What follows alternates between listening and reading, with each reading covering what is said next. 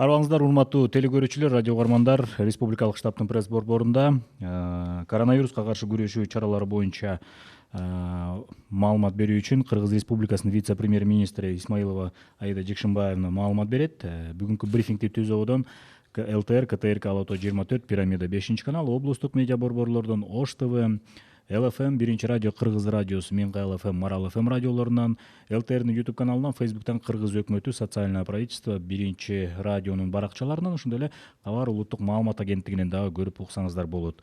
Добрый день, уважаемые телезрители, радиослушатели. Мы начинаем в пресс-центре республиканского штаба брифинг вице-премьер-министра Кыргызской республики Исмаилова Аиды Жекшенбаевны относительно предпринимаемых мер по противодействию коронавирусной инфекции на территории Кыргызстана.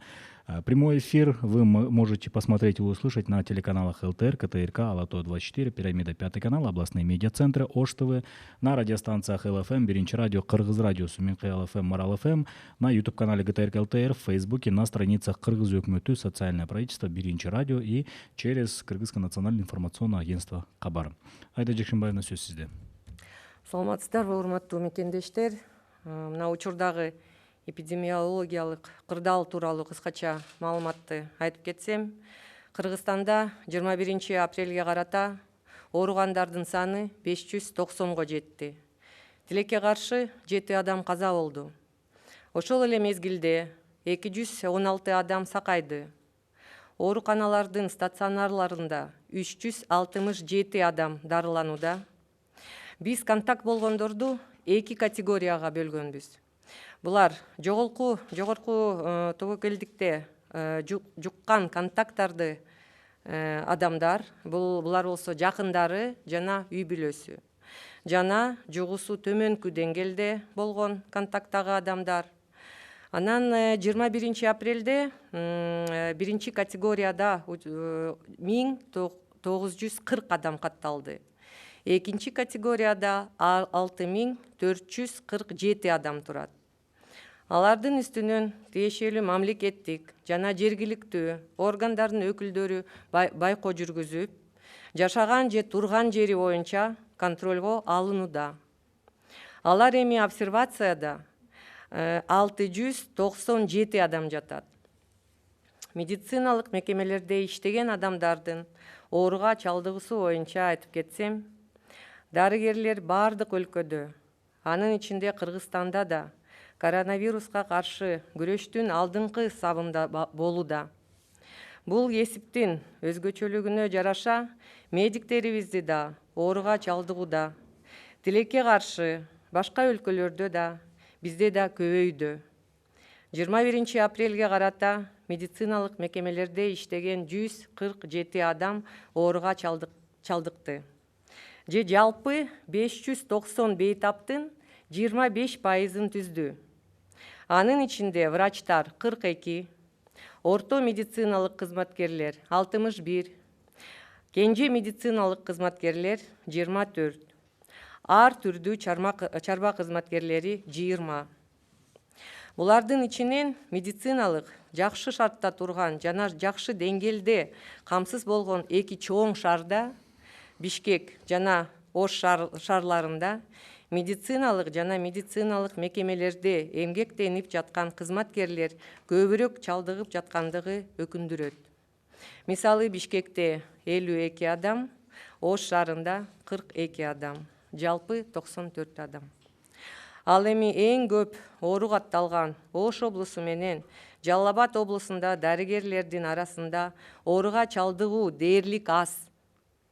Ушундан улам биздин урматтуу медицина кызматкерлерибизди сактануу эрежелерин так аткарууга, өзүн коргоого чакырабыз.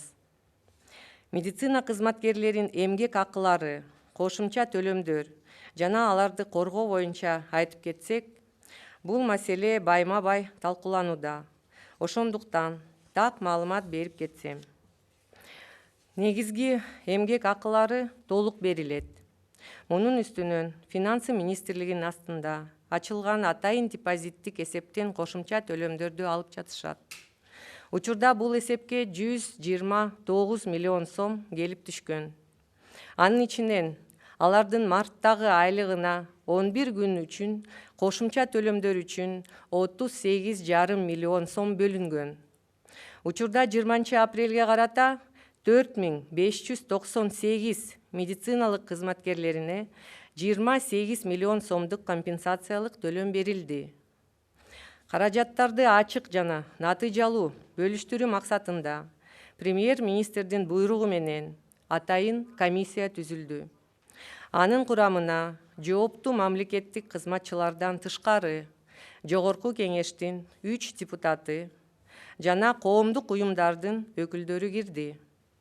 Апрель айындагы кошумча төлөм үчүн орточо 132 миллион сом болжолдонууда. Бул сумма дагы такталат.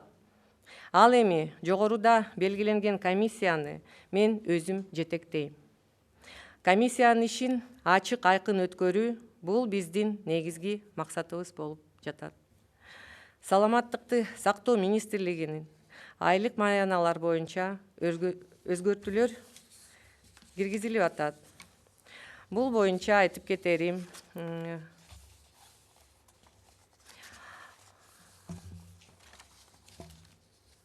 Өкмөттүн дагы чечими бар. Бул чечими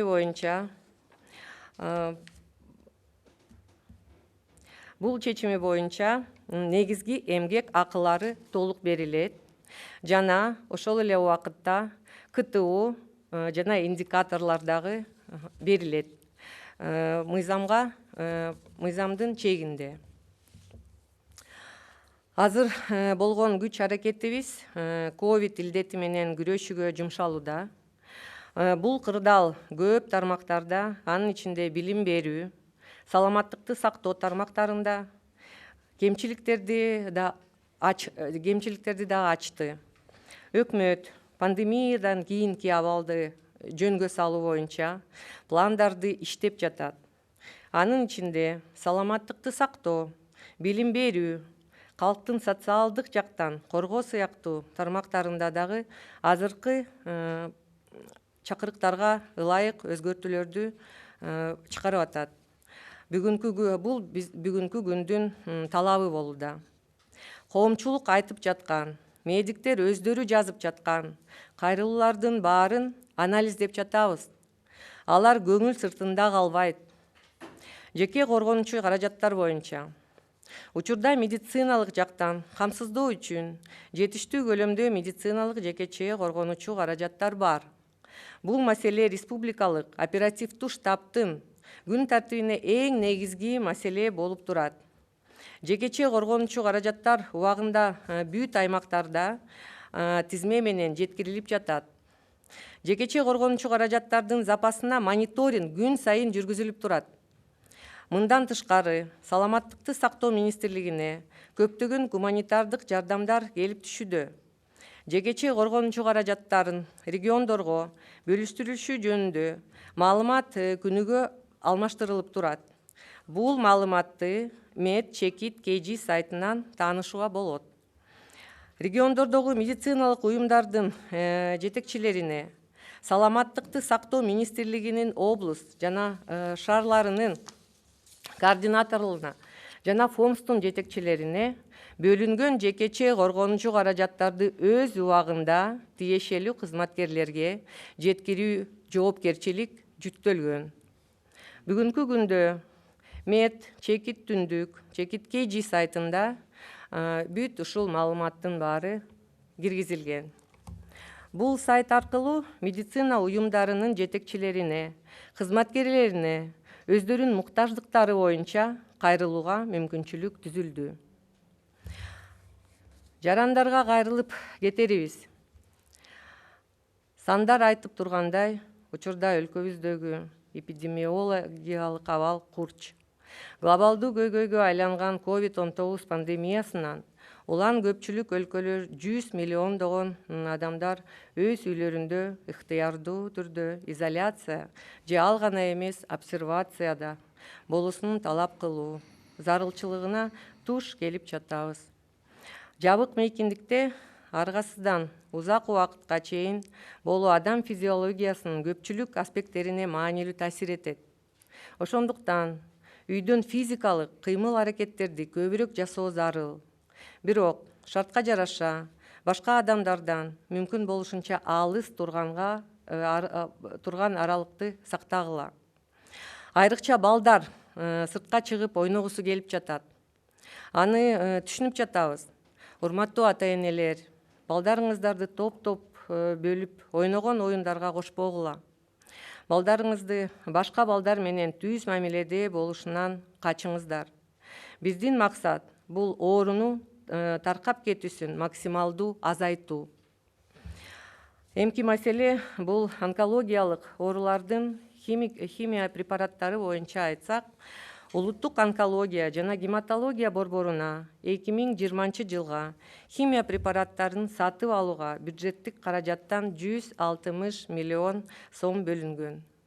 Учурда Улуттук онкология борбору балдар жана чоң адамдар үчүн керектүү химия препараттардын тизмеси аныкталды.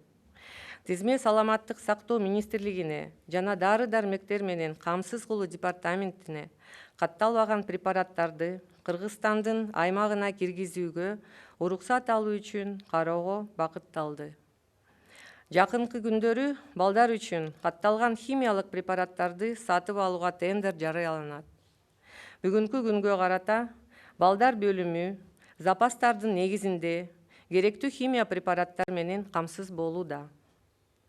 Кошумча иретинде кыскача маалыматтарды дагы айтып кетсем. Бизге Кытайдан жана Польшадан дарыгерлер гуманитардык кызматташуунун алкагында жардамга келишти.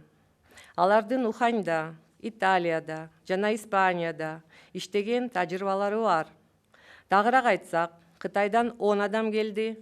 Анын арасынан 6 дарыгер, 3 орто медперсонал, бирөө миссиянын башчысы. Ал эми Польшадан 11 адам келди. 9 дарыгер, 2 котормочу. Кытай Эр Республикасынын келген дарыгерлер көбүнчөсү Бишкек шаарындагы ооруканаларда, лабораторияларда жана медицина кызматкерлерине ар кандай окутуу иштерин жүргүзүү максатында көздөшөт. Ал эми аймактарды медицина кызматкерлери менен онлайн байланыш аркылуу консультация, окутуу иштерин жүргүзүшөт. Ал эми Польшадан келген медициналык топ Бишкек шаарында жана Ош, Жалал-Абад облустарында биздин медициналык кызматкерлерибиз менен коронавирус инфекциясы менен күрөшүүдө тажрыйба алмашат. Биз үчүн Кытайдан жана Польшадан келген медициналык топтун вирусту аныктоодогу жана дарылоодогу, ошондой эле лабораториялардын ишин уюштуруудагы тажрыйбасын илдетке чалдыккандар менен дарыгерлердин өз ара иштешүү эрежелерин, обсервация жана карантиндик жайларды уюштуруу жана жеке коргончу каражаттарды колдонууларды өздөштүрүү маанилүүдө өтөт. Өпкөнү жасалма дем алдыруучу аппараттар менен камсыздоо боюнча азыркы убакытта донорлор менен максималдуу сүйлөшүүлөр жүрүп жатат. Сатып алуу иштери азыркы убакытта болуп жатат. Ошондой эле медициналык талаптарга толук жооп берген, ата мекендик жекече коргончу каражаттарды чыгаруу маселе боюнча ишкерлер менен сүйлөшүүлөр аягына чыгып калды. Учурда стандарттардын аныктоо иштери жүргүзүлдү. Гуманитардык жардамдын ачык айкындыгы жөнүндө айтып кетсем, ыкчам тартипте Саламаттыкты сактоо жана социалдык өнүктүрүү министрликтери өздөрүнүн маалыматтар базасын иштеп чыкты. Мамлекеттик органдар өздөрүнүн сайттарына маалыматтарды жайгаштырып жатышат. Анда келип жаткан донорлук жана кайрымдуулук жардамдар боюнча баардык маалыматтар күнүгө жаңыланып, илинип жатат. Социалдык өнүктүрүү министрлигинин алдында ачылган гуманитардык жардам депозиттик эсебинен 15 миллион 100 миң сом түштү. Келип түшкөн каражатты максаттуу бөлүштүрүү боюнча атайын комиссия иштеп жатат. Мындан тышкары 1227 кыска байланыш номери жарандарыбыздын кайрылууларын кабыл алып жатат. Учурдан пайдаланып, калктын аярлуу катмарына гуманитардык жардамды жеткирүүгө активдүү катышып жаткан биздин волонтерлорубузга өзгөчө ыраазычылык билдирип кетем. Кечээ жакында алар менен да жолугушуп, уюштуруп аткан иштери боюнча көп талкуу кылдык. Кандай көйгөйлөрү бар экенин бүт угуп, ушу боюнча азыр иш чара алып барып атабыз. Ошондой эле ошондой форматтагы волонтерлор менен болгон жолугушуулар мындан ары дагы болуп турат. Мүмкүн болсо эми расмий тилде да берип койсо. Уважаемые соотечественники, хочу рассказать о текущей эпидемиологической ситуации. На 21 апреля в Кыргызстане зарегистрировано 590 случаев. К сожалению, 7 летальных исходов. В то же время 216 человек выписаны с выздоровлением. В стационарах находятся 367 человек. Из них 12 тяжелых, 5 в реанимации. Контактные лица разделены на две категории. Первая категория – люди высокого риска. Это близкие, это семья. И вторая категория – контакты низкого риска. В первой категории 1940 человек, во второй категории 6447 человек. Надзор за ними осуществляется Комитетом национальной безопасности, пограничной службой и МВД по прописке или фактическому проживанию. Кроме этого, в обсервации находятся 697 человек. О заболеваемости среди лиц, работающих в медицинских учреждениях. Во всех странах, в том числе и в Кыргызстане, врачи находятся на передовой в борьбе с коронавирусом. В связи с особенностями данной профессии медики инфицируются, и, к сожалению, в других странах и у нас их число растет. На 21 апреля общее количество зараженных среди медицинских работников составило 147 человек, или 25% от общего количества 590 человек. В том числе врачи 42, средний медперсонал 61, младший медперсонал 24 и разные сотрудники 20. Среди них большая доля выпадает на города Бишкек и Ош. И несмотря на то, что они лучше обеспечены медицинскими изделиями, чем другие регионы, то есть в Бишкеке 52, в Оше 42, общая численность 94 человека. В Ошской и Джалабадской области, где максимальное количество больных и контактных лиц, отмечаются единичные случаи заражения медицинских работников. Поэтому призываем медицинских работников быть бдительными в своей работе. Насчет заработной платы и дополнительным выплатам медицинским сотрудникам. Этот вопрос постоянно, бурно обсуждается. И позвольте мне дать вам точную информацию. Основная заработная плата выдается полностью. Дополнительно получаются выплаты из депозитного счета, который открыт при Министерстве финансов. На данный момент поступило 129 миллионов сом. Из них за март месяц за 11 дней для дополнительной выплаты выделено 38,5 миллионов сом. К 20 апреля 4598 медицинских сотрудников получили компенсацию в сумме около 28 миллионов сом. В целях прозрачного и эффективного распределения средств создана комиссия по распоряжению премьер-министра, и в его состав вошли ответственные государственные служащие, депутаты Жогорку Кенеша и представители общественных организаций. На апрель месяц на дополнительные выплаты планируется выплатить 132 миллиона сом. Но эта сумма еще будет уточнена. Наша главная цель – сделать работу комиссии прозрачной. Сейчас на данный момент есть решение правительства, в котором сохраняется гарантированная заработная плата, начисление которой должно производиться из расчета не более одной ставки по месту основной работы. Также иные добавки к должностным окладам, предусмотренные законодательством Кыргызской Республики, осуществляются в установленном порядке. КТУ и индикаторы входят в иные надбавки. Сейчас все наши силы направлены на борьбу с COVID-19. И сегодняшняя ситуация выявила множество недостатков в сфере образования и здравоохранения. Правительство работает над планами по урегулированию положения после пандемии. И изменения в области здравоохранения, образования и социальной защиты населения, согласно вызовам времени, это настоятельное требование сегодняшнего дня. Мы анализируем все обращения медицинских работников и граждан, и все из них мы не оставим без внимания. Также хотела бы сказать об индивидуальных средствах защиты. В настоящее время медицинские средства имеются в достаточном объеме, и они своевременно доставляются в регионы.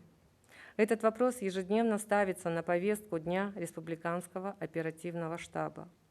Кроме этого, в Минздрав поступает много гуманитарной помощи. На сайте Министерства здравоохранения ежедневно обновляется информация об остатках медицинских изделий и их распределении. С этой информацией вы можете ознакомиться на сайте med.kg. Областным и городским координаторам Минздрава и руководителям ФОМСа возложена ответственность по своевременной доставке СИЗ в регионы. На сегодняшний день введен в действие сайт med.tundyk.kg. На этом сайте открыта возможность обратиться к руководителям и сотрудникам медучреждений по своим нуждам. Как мы видим, эпидемиологическая ситуация в стране непростая, но под контролем. Во многих странах граждане находятся на самоизоляции. Уважаемые родители, хотелось бы обратиться к нашим детям. Конечно, они хотят выйти на улицу, им уже не втерпешь сидеть дома. Но будьте внимательны, избегайте прямых контактов ваших детей с другими детьми. Наша цель – преодолеть эпидемию и сохранить здоровье населения. Хочу проинформировать вас также об обеспеченности лекарственными средствами онкологических больных. Национальный центр онкологии и гематологии на 2020 год за закупку химических препаратов из бюджета получил 160 миллионов сом. И Центр онкологии определил список химиопрепаратов для детей и для взрослых. В список вошли незарегистрированные препараты, чтобы получить разрешение на ввоз на территорию Кыргызской Республики. В ближайшее время намечается объявление тендера на закупку зарегистрированных химических препаратов для детей. На сегодняшний день детское отделение обеспечено всеми необходимыми химическими препаратами. Дополнительно хочу проинформировать о том, что к нам на помощь прибыли из Китая и Польши медицинские работники. Они имеют опыт работы в Ухане, Италии и Испании. Медики из Китайской Народной Республики будут работать в лабораториях, в больницах города Бишкек и по обучению медицинского персонала. Ну а медицинским сотрудникам регионов консультационное обучение будет проводиться онлайн. Медики из Польши будут делиться опытом борьбы с коронавирусом с медиками города Бишкек и Ошской, Джалалабадских областей на местах. Для нас очень важно, чтобы наши медики освоили опыт китайских и польских специалистов по выявлению инфицированным вирусом и их лечению, организации деятельности обсервации и карантинных зон, использованию индивидуальных средств защиты. Проводятся переговоры с донорами по обеспечению препаратами искусственной вентиляции легких. А также проводятся переговоры с отечественными предпринимателями по изготовлению средств индивидуальной защиты. Мы разрабатываем единый стандарт, который будет предоставлен нашим предпринимателям и они начнут пошив средств индивидуальной защиты. По прозрачному распределению гуманитарной помощи. В оперативном порядке были разработаны базы данных Министерства здравоохранения и Министерства труда и социальной защиты. Вся информация размещена на официальных сайтах. В них размещается и каждый день обновляется информация о донорской и благотворительной помощи. При Министерстве социального труда, Минсоцтруда, открыт счет по гуманитарной помощи. И на сегодня туда поступило 15 миллионов 100 тысяч сом. Специальная комиссия работает над целевым распределением средств. Уважаемые граждане, вы можете позвонить по номеру 1227 и оставить свое заявление на получение продуктовой помощи. Пользуясь случаем, хочу поблагодарить всех волонтеров, которые доставляют гуманитарную помощь социально уязвимым слоям населения. Недавно я с ними тоже встретилась. Мы открыто обсудили недостатки организационной работы, а также их запросы и проблемы, с которыми они сталкиваются. Встречи в таком формате с волонтерами будут продолжаться и дальше. А сейчас я хотела бы познакомить с той платформой, которая сейчас размещена на сайте Министерства здравоохранения. Это интерактивная карта, которая показывает текущую ситуацию по COVID-19 по всей республике. Также показывает информацию о получении гуманитарной помощи, откуда была получена гуманитарная помощь, в виде чего была получена, куда, в какие районы и области она распределена. Также в ней размещена и общая статистика по заболеваемости коронавирусом, начиная с 18 марта и по сей день. Сейчас я хотела бы рассказать, как можно прочитать и ознакомиться с этой информацией. Эта информация висит на сайте Министерства здравоохранения med.kg.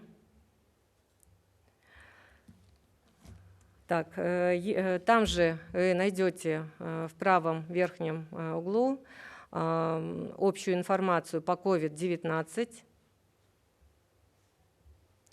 В левом нижнем углу вы увидите внизу в самом информацию по гуманитарной помощи и интерактивную карту. Нажимаете на интерактивную карту и видите общую информацию по COVID, также гуманитарную помощь и общую статистику. Мы хотим, допустим, посмотреть общую информацию по COVID-19. Мы кликаем на COVID-19. И вы увидели карту. Над картой все области, город Бишкек. Например, мы хотим посмотреть информацию по городу Бишкек. Какова же ситуация по ковиду?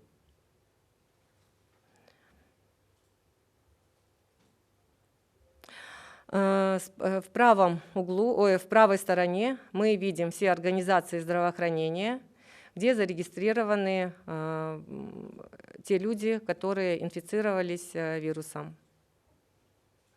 И мы нажимаем на одну из этих организаций, и мы видим, сколько людей, заболевших, зарегистрировано и лечится, находится в этой организации здравоохранения. Это на карте. А в самом низу есть полная информация по общей ситуации по ковиду. И еще ниже мы видим ситуацию именно в этой точке. Следующее, например, мы хотим посмотреть, какова же ситуация в Джалалабадской области. Опять же, нам показывают карту Джалалабадской области. И в правой части мы видим организации здравоохранения, где зарегистрированы инфицированные больные, инфицированные граждане. Нажимаем одну из организаций здравоохранения. Здесь мы также видим количество людей, инфицированных, которые зарегистрированы, лечатся в этой организации здравоохранения. Также внизу вы видите, опять же, общую информацию по ситуации на сегодняшний день по COVID-19 и еще ниже ситуацию на данное время, на сегодняшний день, ситуацию по данной организации здравоохранения. Теперь мы хотим посмотреть информацию о гуманитарной помощи. Мы нажимаем на гуманитарную помощь. Опять же появляется карта республики. Выше карты мы видим город Бишкек и регионы нашей республики. Например, мы хотим посмотреть ситуацию по распределению и получению гуманитарной помощи касательно города Бишкек. Нашему взору видится карта.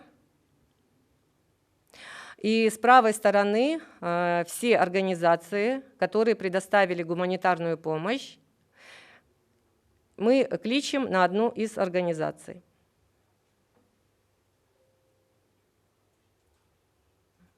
И здесь появляется полная информация о том, какая гуманитарная помощь была предоставлена данной организацией в данный город. Теперь следующее, например, Орская область. Опять же мы видим карту Орской области. С правой стороны мы видим организации, которые помогли гуманитарной помощи касательно Орской области. Нажимаем на одну из организаций или же физического лица, которая предоставила гуманитарную помощь. И здесь появляется полная информация о том, какая гуманитарная помощь была предоставлена данной организацией или же физическим лицом, которые зарегистрировали свою гуманитарную помощь в Министерстве здравоохранения. Эта информация на данной платформе, она будет постоянно обновляться, ежедневно, утром, и мы будем получать достоверную информацию. Также, помимо этого, вы можете увидеть общую статистику по увеличению заболеваемости, начиная от 18 марта и по сей день. Помимо этого, в статистических данных мы, опять же, сделали анализ многой и другой информации по районам и по областям. Вы это все можете увидеть на сайте Министерства здравоохранения med.kg. Также я хотела бы еще добавить, что на сегодняшний день поступило всего 35 072 образца на исследование. И хочу отметить, что все поступившие образцы 100% прошли исследование. На сегодняшний день уточнены списки всех граждан, которые являются контактными первой или второй категории. Все они находятся под контролем соответствующих служб. Бүгінгі күнге қарата жалпысынан 35.072 жарандын анализдери алынып, бардығы толугу 100% тиешелүү текшерүүдөн өттү. Биринчи жана экинчи категориядагы катнашуулар деп эсептелген жарандардын бардыгынын тизмелери аныкталып, толугу менен көзөмөлгө алынды. Бул кошумча маалымат. Чоң рахмат, Аида Жиркенбаевна. Урматтуу телекөрүүчүлөр, радио угармандар, сиздерге бүгүн Кыргызстандагы коронавируска байланыштуу көрүлүп жаткан чаралар тууралуу маалымат берүү үчүн Кыргыз Республикасынын вице-премьер-министри Исмаилова Аида Жиркенбаевна болду. Бүгүнкү түз эфирде сиздер ЛТР, КТРК Алато 24, Пирамида 5 канал, облустук медиа борборлордон, Ош ТВ, ЛФМ, Биринчи радио Кыргыз радиосу менен КЛФМ Марал ФМ радиолорунан, ЛТРдин YouTube каналын, Facebooктан Кыргыз өкмөтү социальное правительство Биринчи радионун баракчаларынан көрүп калдыңыздар. Ошондой эле Кабар улуттук маалымат агенттиги да бүгүн биздин кызматта болду. Көңүл бурганыңыздарга чоң рахмат.